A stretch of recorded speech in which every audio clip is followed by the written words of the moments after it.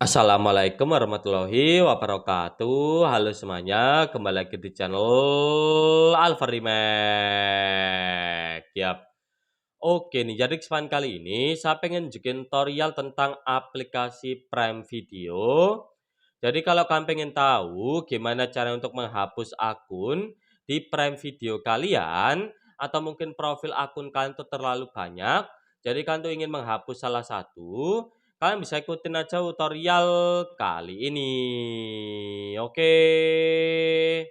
Oke, teman-teman, tanpa berlama-lama lagi, kita langsung aja masuk ke topik pembahasan. Kita langsung aja buka di sini aplikasi Prime Videonya. Nah, setelah kalian buka, di sini adalah tampilan awal atau halaman utama dari aplikasi Prime Video. Nah, kalian bisa klik aja di bagian bawah kalau kalian sudah login. Di sini ada ikon profil akun kalian. Setelah kalian klik, kalian bisa lihat di sini ada nama akun kalian ya, teman-teman ya, di bagian atas.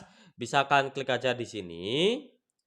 Setelah itu nanti akan muncul seluruh akun yang sudah kalian tambahkan di akun Prime Video kalian.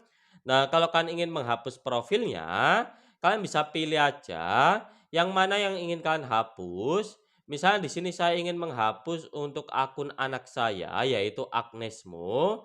Nah, kalian bisa klik aja di bagian bawah. Di sini ada edit profil. Kemudian kalian klik di sini akun yang ingin kalian hapus. Lalu kalian bisa lihat di bagian bawah sendiri. Di sini ada tombol hapus profil. Nah, nanti akan muncul pop-up seperti ini. Anda yakin ingin membuang profil ini dari Prime Video? Kalau yakin, kalian bisa klik aja di sini tombol ya. Dan tinggalkan tungguin aja beberapa saat. Kalian bisa lihat sudah terhapus akun Prime Video saya yang telah saya tambahkan ya teman-teman ya. Dan kalian bisa lihat di bagian bawah, di situ ada notifikasi.